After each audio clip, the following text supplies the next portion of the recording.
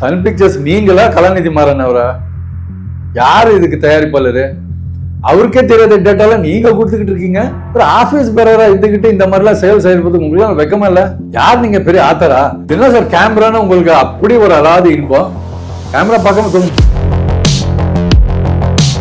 ஏன் கூலிக்கு மேல இப்படி ஒரு கங்கணம் கட்டிட்டு 4 நாளா தொடர்ந்து இப்படி பேட்டி கொடுத்துட்டு இருக்கீங்க?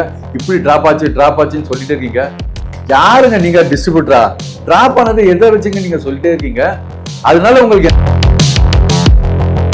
அதாவது இப்ப நீங்க பண்ணிட்டு இருக்கிறது உங்களுக்கும் அந்த அவங்களுக்கும் பெரிய வித்தியாசமே கிடையாது.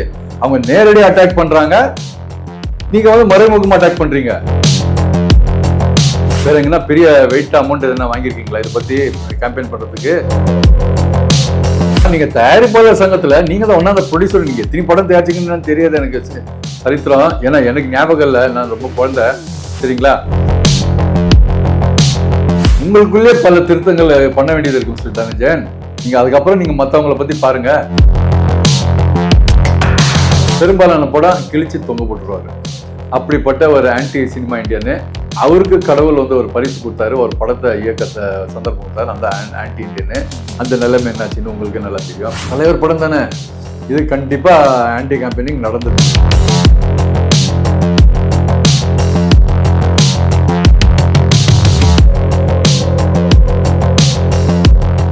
கூலி கூலி கூலி. அதாவது இந்த ஆகஸ்ட் 14 சன் பிக்சர்ஸ் தயாரிப்பில் நம்ம தலைவர் சூப்பர் ஸ்டார் அவர்கள் நடிப்பில் லோகேஷ் கனகராஜ் இயக்கத்தில் அனிருத் மியூசிக்கில் வர இந்த கூலி திரைப்படம் ஆகஸ்ட் 14 ரிலீஸ்னு டேட் அனௌன்ஸ்மெண்ட் செஞ்சாச்சு இல்லையா? அந்த தேதி நெருங்க பார்த்தீங்கன்னா அந்த ஃபஸ்ட்டு சிங்கிள் அந்த மோனிகா அந்த சாங் ரிலீஸ் ஆன அன்னைக்கு ஆரம்பித்த அந்த ஸ்லோவாக அந்த கிராஜுவலாக அந்த ஹைப் பார்த்தீங்கன்னாக்கா, ரிலீஸ் நாட்கள் நெருங்க ஹைப் வந்து அதிக அளவுக்கு போக ஆரம்பிச்சது. நான் எந்த சமூக வலைத்தளங்களும் பார்த்தீங்கன்னாக்கா வெறும் கூலியோடைய ஃபீவர் தான். அந்த அளவுக்கு வந்து இந்த படத்துக்கான ப்ரீ புக்கிங்ஸ் வந்து தமிழ் ஹிஸ்ட்ரி ரெக்கார்டை பிரேக் பண்ணுற அளவுக்கு கொண்டு போய் சேர்த்துருக்குன்னு நான் சொல்லலாம். இப்படி நல்ல ஒரு ஹைப்பில் போயிட்டு இருந்துருக்கிற இந்த படம் பார்த்தீங்கன்னாக்கா சென்சார்னு ஒரு விஷயம் நடக்குது. சென்சார் முடிஞ்சதுக்கப்புறம் பார்த்தீங்கன்னா ஏ சர்டிஃபிகேட் தரப்படுது. குறிப்பாக தலைவர் சூப்பர் ஸ்டார் படங்களுக்கெல்லாம் பார்த்தீங்கன்னாக்கா ஃபேமிலி ஆடியன்ஸ் தான். அதுவும் வந்து 3 தலைமுறை 4 தலைமுறைகள் ஒன்றா வந்து தியேட்டரில் படம் பார்த்து மகிழ்ந்து கொண்டாடக்கூடிய படங்களாக தான் இது வரைக்கும் அமைஞ்சிருக்கு. கிட்டத்தட்ட ஒரு 30 வருஷங்களுக்கு அப்புறம் ஒரு ஏ சர்டிஃபிகேட்டில் அவர் ஒரு படம் வெளியாகுது.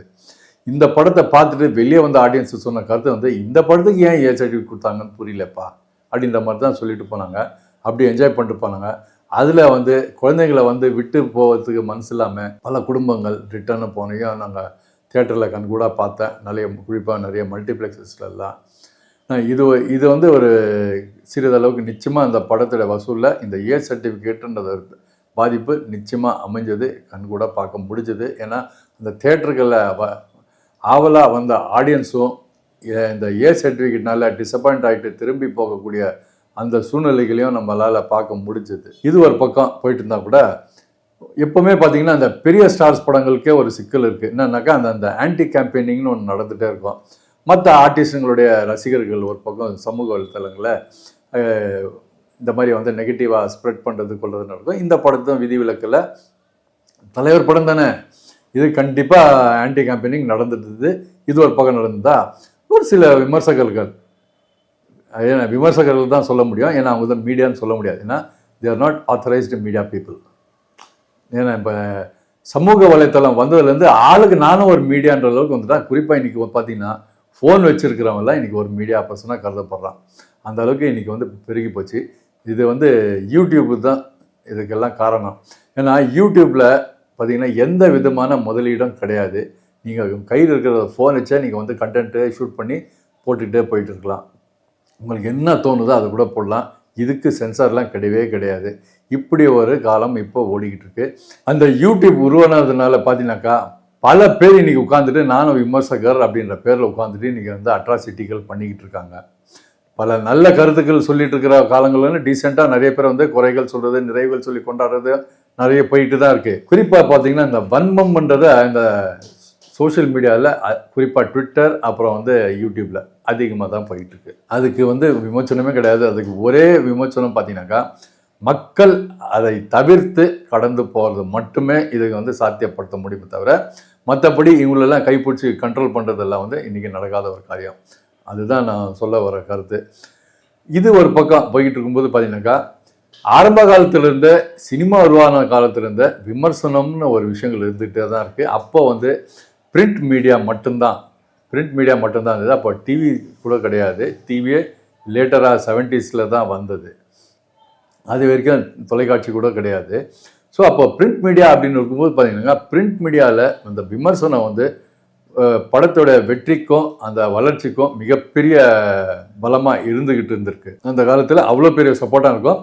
காரணம் வந்து அந்த விமர்சனம் நீங்கள் படித்து பார்க்கும்போது உங்களை பற்றி உங்கள் படத்தை பற்றி அவங்க குறைகளை சுட்டி காட்டியிருந்தா கூட அது வந்து நீங்கள் வந்து யோசித்து நீங்கள் கன்சிடர் பண்ணக்கூடிய அளவாக தான் இருந்திருக்குமே தவிர, அதை தாண்டி என்னடா இப்படி போட்டு என்னை கிழிச்சிட்டான் அப்படின்னு எந்த ஆங்கிளில் கூட உங்களுக்கு யோசிக்க தோணாத ஒரு கருத்தாக தான் அவங்க இது வரைக்கும் பகிர்ந்து வந்துக்கிட்டு இருந்தாங்க.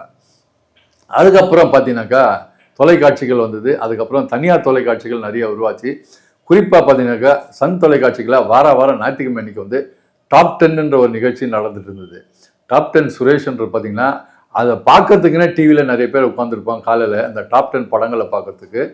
அதை பார்த்ததுக்கப்புறம் பல குடும்பங்கள் வந்து தியேட்டரை நோக்கி போன காலகட்டங்களும் வந்துட்டுருக்கு.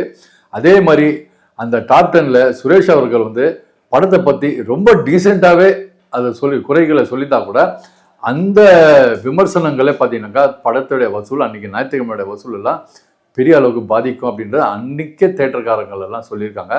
இது ஒரு காலகட்டத்தில் எதிர்ப்புகளை தெரிவிக்க ஆரம்பித்து ஃபைனலாக பார்த்தீங்கன்னா அந்த டாப் 10 என்ற நிகழ்ச்சியை வந்து நிறுத்தப்பட்டது.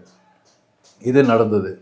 அதுக்கப்புறம் பார்த்தீங்கன்னா இப்போ இந்த 15 வருஷத்துக்குள்ளே இந்த சமூக வலைத்தளம் எல்லாம் தலை தூக்கி ஆட ஆரம்பித்ததுக்கப்புறம் இன்றைக்கி விமர்சனம் என்ற பேரில் யார் வேணால் எப்படி வேணால் விமர்சனம் பண்ணலாம் அப்படின்றத இன்றைக்கி மிகப்பெரிய கேன்சரோட மிகப்பெரிய நோயை அதை பரவிட்டுருக்கு. அதாவது நீங்கள் ஒரு காசு கொடுத்து டிக்கெட் வாங்கி படம் பார்க்குற உங்களுக்கு அந்த படத்தை பற்றி விமர்சிக்க உரிமை 100% உங்களுக்கு இருக்குது. அதை நான் மறுப்பு சொல்லலை. முதல்லலாம் நான் வந்து படம் பார்த்துட்டு வந்து எனக்கு படம் பிடிக்கலன்னா அதிகபட்சம் என்னோட சுற்று வட்டாரங்களில் நான் வந்து வாய்மொழியாக தான் சொல்லியிருக்க முடியும். ஆனால் இன்றைக்கி நான் படம் பார்த்துட்டு இருக்கும்போதே பார்த்தீங்கன்னா எனக்கு பல பேர் ஃபேஸ்புக்லேயோ இந்த ட்விட்டர்லேயோ சில விஷயங்களை போட்டுடுறாங்க. சில ரகசியங்கள் கூட சில இதில் பார்த்தீங்கன்னாக்கா அதை லீக் பண்ணி விட்டுறாங்க. இது வந்து ஒரு பெரிய அளவுக்கு இதுதான் படத்துடைய வசூலுக்கும் சரி ஆடியன்ஸு தியேட்டருக்கு வரதும் சரி பெரிய அளவுக்கு பாதிக்கப்பட்டுருக்கு. இந்த போராட்டங்கள் ஒரு பக்கம் நடந்துகிட்ருக்கு. நான் 10வது குறைக்கு நம்ம சினிமாலேயே ஒரு பதவிகளில் இருந்துகிட்டு இருக்கும்போது அவங்களும் சேர்ந்து இதில் ஸ்லீப்பர் செல் மாதிரி செயல்பட்டால் எப்படி இருக்குங்க? அதை பற்றி தான் சொல்ல வரேன் நான் விஷயம். அதாவது நானும் இவ்வளோ காலகட்டங்களாக பல பேர் என்ன விமர்சனங்களில் என் படங்கள் சார்ந்த விமர்சனங்கள்லாம் பண்ணிட்டு போனால் கூட சரி அதை அவங்கவுங்க கடமை செஞ்சுட்டு போகிறாங்க அப்படின்னு நான் தவிர்த்து போயிட்டு இருந்தேன். ஏன்னா வந்து படங்கள் வேலை பார்க்குறது என் கடமை, படங்கள் எடுக்கிறது தயாரிப்பாளரோட கடமை, நடிக்கிறது அதே மாதிரி இந்த ஆர்டிஸ்ட் டெக்னீஷியனோட கடமை, நான் விமர்சிக்கிறது வந்து மீடியாக்காரங்களோட கடமை. அதை அவங்க செஞ்சுட்டு போகிறாங்க. சிலர் அதை வந்து அதுக்கு டியூட்டியாக செஞ்சுருக்காங்க. சிலரை வந்து அதை மனசில் யாரோ சிலரை வச்சுக்கிட்டு அது வன்மமாக கூட செயல்பட்டுட்டு வந்துட்டுருக்காங்க. அது செஞ்சுட்டு போட்டோம். இப்போ உதாரணத்து பார்த்தீங்கன்னா இந்த கூலியே எடுத்துட்டிங்கனாக்கா 2 விமர்சகர்கள் இந்த சமூக வலைத்தளங்களில் விமர்சகர்கள் 2 பேர் வந்து ஒருத்தர் வந்து ஆன்டி சினிமா இண்டியன்னு சொல்லலாம் அவரை. ஏன்னா எந்த படம் எடுத்தாலும் அவர் இந்த படம் நல்லா இருக்குன்னு சொன்னது 100ல் 1 படமோ 2 படமோ தான் இருந்திருக்குமே தவிர பெரும்பாலான படம் கிழிச்சு தொங்க போட்டுருவார். அப்படிப்பட்ட ஒரு ஆன்டி சினிமா இண்டியன்னு அவருக்கு கடவுள் வந்து ஒரு பரிசு கொடுத்தாரு, ஒரு படத்தை இயக்கத்தை சந்தர்ப்பம் கொடுத்தாரு. அந்த ஆன்டி இண்டியன்னு அந்த நிலைமை என்னாச்சுன்னு உங்களுக்கு நல்லா தெரியும். இன்னொருத்தர் பார்த்தீங்கன்னா விமர்சனம் பண்ணோம் அப்படின்ற ஒரு பேரில் பார்த்தீங்கன்னா பைக் ஓட்டர் கார் ஓட்டர் இந்த குழந்தைங்களை ஓடும்போது சில சத்தங்கள்லாம் பண்ணுவாங்க பார்த்தீங்களா, இதெல்லாம் வந்து ஒரு விமர்சனமா அப்படின்னு சொல்லிட்டு விமர்சனன்ற பேரில் இப்படியெல்லாம் சில சவுண்டுகளெல்லாம் கொடுத்து இதில் விமர்சனம் பண்ணுவார். அதில் பெரிய படத்துக்கு விமர்சனம் பண்ணும்போது பார்த்தீங்கன்னாக்கா இந்த 2 பேருக்கும் விளம்பரங்கள் நிறைய வந்து கொட்டோம். ஏன்னா பெரிய படத்துக்கு இவங்க பண்ணுற விமர்சனம் பெரிய அளவுக்கு ரீச் ஆகும் அப்படின்னு சொல்லிட்டு இதுக்குன்னு தனியாக விளம்பரங்கள் அவங்க வந்து கொடுக்கப்படும். அதில் பார்த்தீங்கன்னா ஒரு 10 நிமிஷம் விமர்சனம் பேசுகிறேன்னா அதில் 2 நிமிஷம் விமர்சனத்துக்கு விளம்பரத்துக்கே போயிடும். மீதி இருக்கிற 8 நிமிஷம் பேசுவான். அதில் வேற குறுக்க பார்த்தீங்கன்னா இந்த எல் பேண்டு இந்த பேண்டுன்னு சொல்லிட்டு அதில் ஏகப்பட்ட விமர்சனம். ஆக மொத்தத்தில் பெரிய படங்களை கிழிக்கிற வகையில் இவங்களுக்கு வந்து அதிக ரீச் கொடுத்து இவங்களுக்கு விளம்பரம் கொடுக்குறவங்களுக்கு ஒரு பெரிய ரீச்சை கொண்டு போய் சேர்த்துட்டு இருக்காங்க. இது இவங்களோட கடமை சேர்த்துட்டு இருக்காங்க. இதெல்லாம் சரிங்க. இப்போ ரீசெண்டாக பார்த்தீங்கன்னா நடப்பு தயாரிப்பாளர் சங்கத்தில் ஒரு ஆஃபீஸ் பேரராக இருந்துகிட்டு இருக்கிற ஒரு நபர், அவர் பேர் ஜி தனஞ்சயன். இருங்க அவரை பற்றி படிச்சுட்டேன். நான் சொல்ல பார்த்தீங்கன்னா ஜிடி, கொடி பறக்குதில் மணிவண்ணன் கேரக்டர் ஜிடின்னு கேள்விப்பட்டிருப்பீங்க. அவராவது நேரடியாக எவ்வளோ கொடூரமானவர்ன்றதை பாரதிராஜா அந்த கேரக்டர் மூலிமா காட்டிருப்பாரு. ஆனால் இந்த ஜிடி பார்த்தீங்கன்னாக்கா சினிமாலேயே ஒரு பதவியிலேயே இருந்துக்கிட்டு ஒரு ஸ்லீப்பர் செல் மாதிரி இப்படி வேலை செஞ்சுட்டு இருக்காருங்க. இவரோட ட்விட்டர் அக்கௌண்ட்ல படிக்கிறப்பாங்க. Film producer, 2 time national award winning author, BOFTA Film Institute, Infinity Film Ventures, Creative Entertainers, Scriptic and more அப்படின்னா. அதாவது இந்த 2 வாட்டி இந்த நேஷனல் அவார்ட் வின்னிங் ஆத்தராக வாங்கினது எப்படின்றது அது வேற கதை, அது எனக்கு தெரியும். அது பின்னாடி அதை வேற சந்தர்ப்பத்தில் நான் சொல்கிறேன். இது இப்போ மறுபடியும் அது இப்போ அதை கலர விரும்புகிறேன், சரிங்களா? அதை வந்து ப்ரூஃப் வச்சுக்கிட்டு அப்புறம் நான் பேசுகிறேன். இப்போ நான் அது சொல்லலை. இவர் வந்து போஃப்டா ஃபிலிம் இன்ஸ்டியூட்லாம் வச்சுருக்காரு. இப்போ இந்த விஷயத்துக்கு வரேன். தனஞ்சயன் அவர்களே இப்போ ரீசெண்டாக பார்த்தீங்கன்னாக்கா இப்போ இந்த விமர்சகர் ஒருத்தருக்கு வந்து பெரிய அறிவுரையெல்லாம் கொடுத்தாரு. இப்போ நீங்களெல்லாம் ஏன் இந்த மாதிரிலாம் பேசுறீங்க, ஏன் தொடர்ந்து அட்டாக் பண்ணிட்டு இருக்கீங்க, எல்லாம் கொஞ்சம் ஆஃப் பண்ணக்கூடாது அப்படிலாம் சொல்லலாம் கேட்டு ஏதோ சப்போர்ட் பண்ணுற மாதிரி பண்ணிட்டு இவர் பேச ஆரம்பிச்சிட்டாருங்க. நீங்கள் தொடர்ந்து ஒரு 4-5 நாளில் நீங்கள் யூடியூப்ல ப்ரௌஸ் பண்ணி பாருங்க. இவர் பேட்டிக்காக வந்து கொட்டிக்கிட்டே இருக்கு, உட்காந்து பேசிக்கிட்டே இருக்காரு. பேசிக்காவே இவர் வந்து கேமரா பீரியர்ன்னு நம்ம எல்லாருக்குமே தெரியுமே. ஏன்னா எங்கே கேமரா கட்சாலும் உட்காந்து மணிக்கணக்காக பேசிட்டு இருப்பாரு. அது மட்டும் இல்லாமல் இந்திய சினிமாவை கண்டுபிடிச்சவர் இவர் தாங்க. அதுவே எனக்கு ரொம்ப லேட்டாக தான் தெரிஞ்சது. ஆமாம், இந்திய சினிமாவே கண்டுபிடிச்சவர் இவர் தான். இவர் உட்காந்து ஒவ்வொரு பேட்டிலையும் ஒவ்வொரு இன்டர்வியூலையும் இவர் கொடுத்துட்டு இருக்க அந்த ஸ்டாட்டிஸ்டிக்ஸ் இருக்கு பாருங்க. நம்ம அப்படியே இம்ப்ளிமெண்ட் பண்ணோமா 100% வெற்றிங்க நமக்கு. அந்த அளவுக்கு வெற்றி. எந்த அளவுக்கு வெற்றின்னு பார்த்தீங்கன்னா இவர் தான் மொசர் பேர் என்ற ஒரு நிறுவனத்தையும் தூக்கி நிப்பாட்டினவர். இவருடைய முயற்சிகளால் தான் மோசர் பேரை மிகப்பெரிய வெற்றிகரமாக ஓடிக்கிட்டு இருக்கு. அதுக்கப்புறம் இவருடைய முயற்சியில தான் யூடிவி என்ற நிறுவனம் இன்னும் வெற்றிகரமா இன்னும் பல படங்களை தயாரிச்சு வெற்றிகரமா லாபத்தை ஈட்டிட்டு இருக்கு. அதே போல இவர் வந்து ஃபிலிம் இன்ஸ்டியூட் ஆரம்பிச்சிருப்பாருங்க. இன்னைக்கு தமிழ்நாட்டில் நம்பர் 1 ஃபிலிம் இன்ஸ்டியூட்டா போஃப்டா இன்னைக்கு செயல்பட்டு இருக்குங்க. அவ்வளோ ஆத்தென்டிகேட்டான ஒரு பர்சன் இவர். இவ்வளோ நல்ல மனிதர் அவர். இவர் கொடுக்குற ஸ்டாட்டிஸ்டிக்ஸ் எல்லாம் உண்மையில அது ஒர்க் அவுட் ஆகிருந்துச்சுன்னா எத்தனை படங்கள் வெற்றி பெற்றிருக்கோம். இது 10வது வரைக்கும் அவர் சொந்த சேனல் ஒன்று நடத்திக்கிட்டு இருக்காரு, சினிமா சென்ட்ரல். அது தொடர்ந்து பேசிட்டு வந்துட்டே இருந்தாருங்க. திடீர்னு பார்த்தீங்கன்னா ஒரு 2 வருஷம் முன்னாடி ஆஃப் ஆயிடுச்சு, நிப்பாட்டிட்டாரு. மறுபடியும் பார்த்தீங்கன்னா திருப்பி அதை தலை தூக்கிட்டு திருப்பி அதில் வந்து பேச ஆரம்பிச்சிருக்காரு. ஏங்க நான் ஒரே ஒரு சந்தேகம் கேட்குறேன், ஃபர்ஸ்ட் சந்தேகம் கேட்குறேன் மிஸ்டர் தனஞ்சயன். கூலிக்கு உங்களுக்கு என்ன சம்பந்தம்? நீங்கள் என்ன படத்தை வாங்கியிருக்க டிஸ்ட்ரிபியூட்டரா, இல்லை படத்தில் ஒர்க் பண்ணிருக்கு உங்களுக்கு ஏதாவது பேமெண்ட் வராமல் இருக்கா? எந்த வகையில் நீங்கள் வந்து கூலிக்கு சம்மந்தப்பட்டீங்க? இல்லை நீங்கள் ஏதாவது தேட்டர் நடத்திக்கிட்டு இருந்து உங்கள் தேட்டரில் இந்த படம் ரிலீஸ் ஆகி இங்கே ஏதாவது எஸ்கு பஸ்கா நடந்திருக்கா? எந்த வகையில் நீங்கள் வந்து கூலியை சார்ந்திருக்கீங்க? என்னதான் உங்களுக்கு பிரச்சனை? ஏன் இந்த மாதிரி மாஞ்சி உட்காந்து நீங்கள் வந்து இப்படி பேட்டி கொடுத்துக்கிட்டு இருக்கீங்க? நீங்கள் கொடுத்துருக்கிற பேட்டியில் நான் கவனிச்ச ஒரு விஷயம் பார்த்தீங்கன்னா, அதாவது படத்தோட மிக்சட் ரிவ்யூஸ் இருக்கு, ஆடியன்ஸ் வரல, வீக் டேஸ்ல ட்ராப் ஆகுது. வீக் டேஸ்ல ஒரு படம் வந்து வீக் ஓப்பனிங்ல இருக்கிற பாக்ஸ் ஆஃபீஸ் கலெக்ஷனு தொடர்ந்து எல்லா இடத்துலையும் எல்லா நாட்களும் சஸ்டைன் இருக்குன்றத கிடையவே கிடையாதுங்க. அப்ஸ் அண்ட் டவுன்ஸ் கண்டிப்பாக இருந்துகிட்டே இருக்கும். அந்த வகையில் இந்த படத்துக்கும் ஃபர்ஸ்ட் 4 நாள் ஹாலிடேஸு நல்லா ஓப்பனிங் இருந்தது, மண்டே கூட நல்லா இருந்தது, டியூஸ்டேக்கு மேலே கொஞ்சம் கிராஜுவலாக ட்ராப் ஆச்சு, திருப்பி வீக்கெண்டில் நல்லா போயிட்டுருக்கு. சரிங்களா? இது எல்லா படங்களுக்கும் நடக்கிற விஷயம் தான் இதுக்கும் நடக்குது. அது சுமாராக நடந்துட்டு இருந்தா கூட நீங்கள் சொல்லிட்டு கொடுத்துக்கிற பேட்டிகள் மூலியமா மறுபடியும் அதை வந்து ஒரு தடவை ஞாபகம் வச்சிருக்கிறவங்க கூட பார்த்தீங்கன்னா 10 பேருக்கு ஞாபகப்படுத்துற மாதிரி இது உங்களோட நினைவுகள் கொடுத்துரு. என்ன ஸ்டாட்டிஸ்டிக்ஸ் கொடுக்குறீங்க? அந்த 404க்கு நீங்கள் விளக்கம் கொடுக்குறீங்க, 151க்கு ஒரு விளக்கம் கொடுக்குறீங்க. என்னங்க இது? சன் பிக்சர்ஸ் நீங்களா கலாநிதி மாறன் அவரா? யார் இதுக்கு தயாரிப்பாளர்? அவருக்கே தெரியாத டேட்டாலாம் நீங்க கொடுத்துக்கிட்டு இருக்கீங்க. ஒரு ஆபீஸ் பேரரா இருந்துகிட்டு இந்த மாதிரிலாம் செயல்படுறது உங்களுக்கு வெக்கமா இல்ல? யார் நீங்க? பெரிய ஆத்தரா? என்ன சார் கேமரான்னு உங்களுக்கு அப்படி ஒரு அலாதி இன்பம்? கேமரா பார்க்காம தூங்க மாட்டேன். நானும் என்னோட சினிமா வரலாறு, என்னுடைய வாழ்க்கை பயணத்தில் சினிமா பயணிக்கும் போது பார்த்தீங்கன்னா பல ஜாம்பன்கள் எல்லாம் அந்த ஆஃபீஸ் பேரர்லாம் இருந்திருக்கும் பார்த்தீங்களேன். கேஆர்ஜி ராமநாராயண் சார் இந்த மாதிரி ஆட்கள் ராவுத்தர் எல்லாம் இருக்கும்போதெல்லாம் கூட இல்லை. அவங்கள யாருமே பேட்டிக்கிட்டலாம் கொடுத்தெல்லாம் பார்த்தது கிடையாது. மிஞ்சி போனால் எப்போ பேட்டிங்கன்னா ஏதாவது சினிமா நிகழ்ச்சிகள் நடக்கும்போது ஏதாவது பேட்டிகள் கொடுத்துருக்கும் போதோ பைட்ஸ் வாங்கியிருக்கும் போதோ பார்த்துருக்கலாம். மற்றபடி எனக்கு தெரிஞ்ச எந்த சினிமா பிரமுகரோ எந்த ஒரு நிர்வாகிகளோ இந்த மாதிரி 4 கணக்காக உட்காந்துட்டு தொடர்ந்து பேக் டு பேக் பேட்டிகள் கொடுத்துட்டு இருக்குது யாருமே இல்லை, நீங்கள் ஒருத்தர் தான். நான் தொடர்ந்து இந்த வீடியோ இந்த யூடியூப்லலாம் அவங்களோட பேட்டிகள் எல்லாம் பார்த்துட்டு இருக்கும்போது டக்குன்னு பார்த்தா சினிமா சென்டர் திடீர்னு பார்ப்பான் ஆகுது. அதில் பார்த்தா அதுலேயும் உட்காந்துருக்கு இந்த வழக்கமாக நீங்கள் மட்டுமே பேசிகிட்டு இருப்பீங்க, இன்னொருத்தர கேள்வி கேட்க விட்டு நீங்கள் பதில் சொல்கிற மாதிரி இதில் பண்ணியிருக்கீங்க. அந்த 2 எபிசோட் மட்டும் நான் பார்த்தேன். நான் மற்றதெல்லாம் அந்த தம்ப்நெயில் பார்த்த உடனே போட்டுருவேன். அதாவது யூஸ்வலாக அந்த சோஷியல் மீடியாவில் குறிப்பாக அந்த யூடியூப்பில் பார்த்தீங்கன்னாக்கா எல்லா மீடியாக்காரங்களும் பண்ணுறதே உள்ள பேட்டி பாசிட்டிவாக எடுத்திருந்தா கூட கான்ட்ரவர்சி தம்ப்நெயிலில் போட்டு அதனால அது மூலிமா மக்களை ஈர்த்து அது பிரகாரம் அதை வச்சு வியூஸை ஏற்றுறது தான் அவங்களோட வாடிக்கையாக நடந்துட்டுருக்கு. அந்த மாதிரி தான் ஆக்டிவிட்டி இப்போ நீங்கள் இதில் பண்ணியிருக்கீங்க. நான் நீங்களா சொன்னால் அது தப்பாக இருக்கனால ஒருத்தன் கேள்வி கேட்குற மாதிரி கேட்டு அது பதில் சொல்கிற மாதிரி நீங்கள் சொல்லி இதை பண்ணியிருக்கீங்க ஆச்சுங்களா. ஸோ அந்த சினிமா சென்டரில் உங்களோட 2 பேட்டியை இந்த குறிப்பாக இதில் பேசணுன்றதுக்காகவே நான் முழுமையாக பார்த்துட்டு நான் இப்போ இதை சொல்லியிருக்கேன். அதில் ஒரு 2 பாயிண்ட் நோட் பண்ணியிருக்கேன்.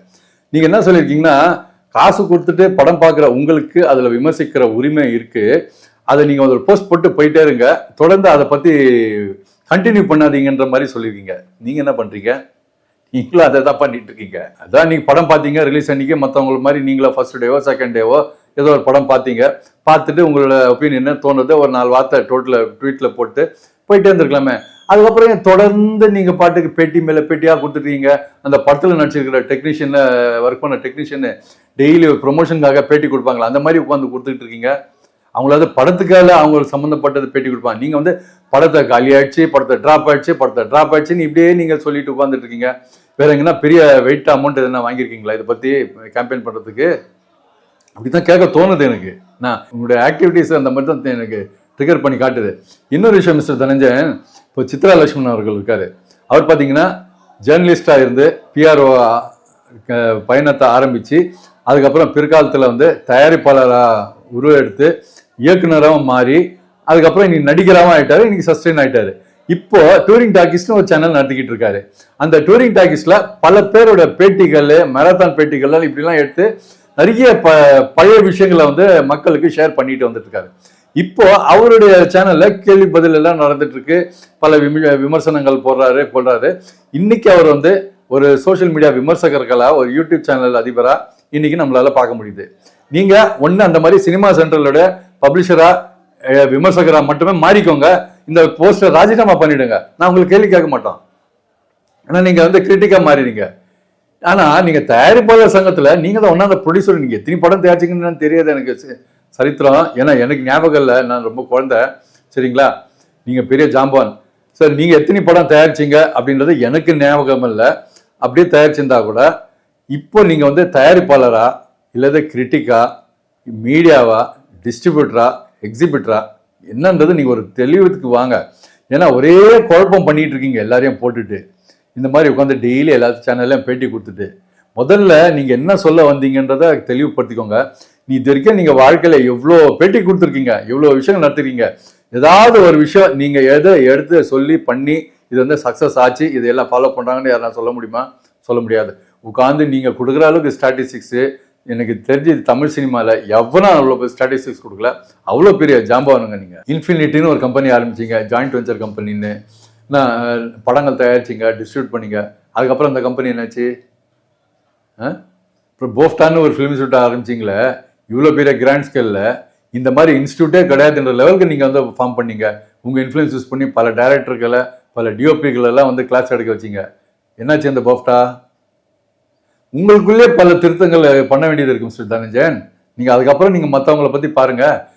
நீங்கள் ஆஃபீஸ் பேரர், நடப்பு தயாரிப்பாளர் சங்கத்தில் ஒரு ஆஃபீஸ் பேரராக இருக்கீங்க இல்லையா? நீங்கள் உங்களுக்கு ஒரு பொறுப்பு வேண்டாமா? இப்படிலாம் நீங்கள் பேசலாமா? நீங்கள் நான் சொல்றது போய் நான் நினைச்சிங்கன்னா என் மேலே கோபம் வந்திருந்தாக்கா நீங்கள் கொடுத்த பேட்டிகளை நீங்களே ரீவைண்ட் பண்ணி போட்டு பாருங்க. நீங்கள் என்ன சொல்லியிருக்கீங்க அப்படின்றத உங்களுக்கே தெளிவாக புரியும். என்ன அதாவது இப்போ நீங்கள் பண்ணிட்டு இருக்கிறது உங்களுக்கும் அந்த அவங்களுக்கும் பெரிய வித்தியாசமே கிடையாது. அவங்க நேரடியாக அட்டாக் பண்றாங்க, நீங்க வந்து மறைமுகமா அட்டாக் பண்றீங்க, அவ்வளவுதான் வித்தியாசம். அவங்க எதிரினா நீங்க துரோகி. இப்படிதான் நடந்திருக்கு. இது தலைவரோட 50வது ஆண்டு பொன்விழா ஆண்டு வெளியாயிருக்கிற படம். எல்லாரும் கொண்டாடிட்டு இருக்கிற மனநிலையில இருக்காங்க. இந்த நேரத்துல இப்படி ஒரு சூசகமான ஒரு விஷத்தன்மை நீங்க பரப்பிட்டு வர்றது, இது உங்களுக்கு தேவையா? அதான் நான் கேட்கறது. ஏன் கூலிக்கு மேல இப்படி ஒரு கங்கணம் கட்டிட்டு 4 நாளா தொடர்ந்து இப்படி பேட்டி கொடுத்துட்டு இருக்கீங்க? இப்படி டிராப் ஆச்சுன்னு சொல்லிட்டே இருக்கீங்க. யாருங்க நீங்க டிஸ்ட்ரிபியூட்டரா? டிராப் ஆனது எதை வச்சுங்க நீங்க சொல்லிட்டே இருக்கீங்க? அதனால உங்களுக்கு என்னங்க பலன்? அப்படியே டிராப் ஆன கூட உங்களுக்கு என்னங்க அதுல? உங்களுக்கு யாராவது சொல்லியிருக்காங்களா இந்த தயாரிப்பாளர் சங்கத்துல இந்த மாதிரி டிராப் பண்ணதுல லீக் பண்ணுங்கன்னு? இல்ல யாரை சந்தோஷப்படுத்துறதுக்காக நீங்க இதை பேசிட்டு இருக்கீங்க? என்ன பிரச்சனை உங்களுக்கு? இது நல்லதுக்கு இல்ல, அவ்வளவுதான் சொல்வேன். நானும் இந்த மாதிரி எல்லாம் நடக்கும் போது பல நிகழ்வுகளை கடந்து போயிட்டு நம்ம பாஷால இருக்கிற கேரக்டர்ஸ் மாதிரி மாணிக்கம் மாதிரி இருந்துட்டு போன முயற்சி பண்ணிட்டே இருக்கேங்க. ஆனா சத்தியமா அது தலைவரால் மட்டும்தாங்க மாணிக்கமாவே இருக்க முடியும். என்னால எல்லாம் மாணிக்கமா இருக்க முடியாது. அப்பப்போ என்ன பண்ணுறது, எனக்குள்ள இருக்க அந்த மாணிக் பாஷா வெளியே வந்துடுறான். அப்படிதான் இப்போ வந்திருக்கான். அதை தான் நான் சொல்றேன். தயவுசெய்து சொல்றேன், இதோட நிப்பாட்டிக்கோங்க. இதுக்கப்புறம் தொடர்ந்து இதே மாதிரி நீங்க பேசிட்டு இருந்தீங்கன்னா இன்னும் நான் மோசமா பேசக்கூடிய நிலைமை கண்டிப்பா நான் ஆளாவேன். இது வரைக்கும் நான் யாருக்கு பத்தியும் நான் அந்த மாதிரி எல்லாம் இது வரைக்கும் வீடியோ எல்லாம் போட்டதில்லை. யாரை பத்தி அது நான் பப்ளிக்கா நான் பேசினது இல்லை. ஆனா உங்களை பத்தி பேசுறதுக்கு நீங்களே என்னை தூண்டி விடுறீங்கன்றதான் நான் சொல்வேன்.